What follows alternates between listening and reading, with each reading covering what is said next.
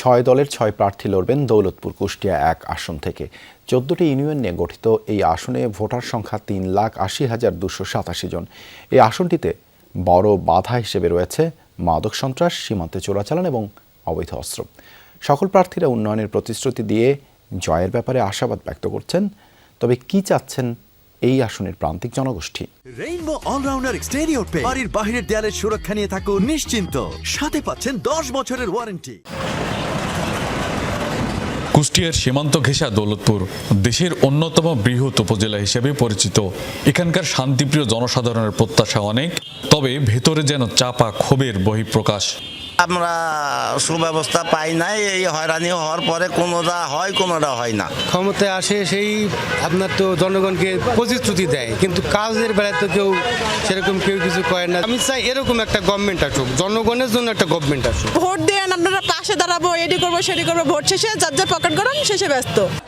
দীর্ঘদিনের একছত্র আধিপত্যের বিনাশ করে সৎ, যোগ্য এবং আস্থাভাজন প্রার্থীকে নির্বাচিত করার ব্যাপারে আশাবাদী এই আসনের ভোটাররা।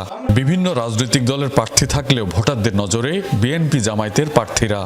রাস্তাঘাট এবং আইন শৃঙ্খলা পরিস্থিতি যারা নিয়ন্ত্রণে রাখবে, দেশে ভালো প্রার্থী আমরা চাই। সৎ মানুষকে আমরা ভোট দিব, এর মধ্যে যোগ্য যে হবে তাকে ভোট দিব। আমাদের চাওয়াটা এমন নয়, যারাই সমস্যা সমাধান করতে পারবে এমন প্রার্থী।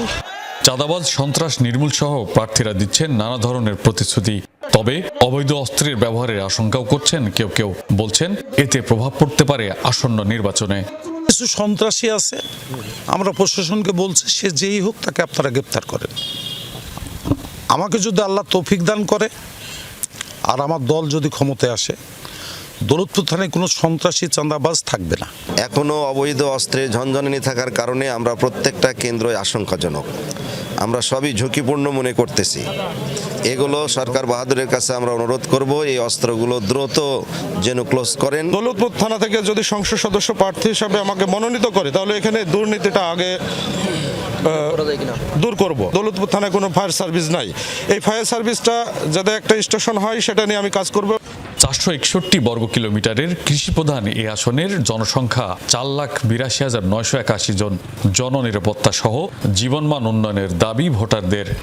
আমরা ভালো চাই, ধরেন গরিবদের তাকাবে, সাহায্য করবে, এইটা আমরা ধরেন চাই। আমরা তো দেশটা ভালো চাই, শান্তি চাই। চাঁদাবাজ, সন্ত্রাস এবং দখলবাজ মুক্ত ন্যায়পরায়ণ প্রার্থী চাচ্ছেন দৌলতপুর উপজেলার জনসাধারণ। রুহুল আমিন বাবু, যমুনা নিউজ, কুষ্টিয়া।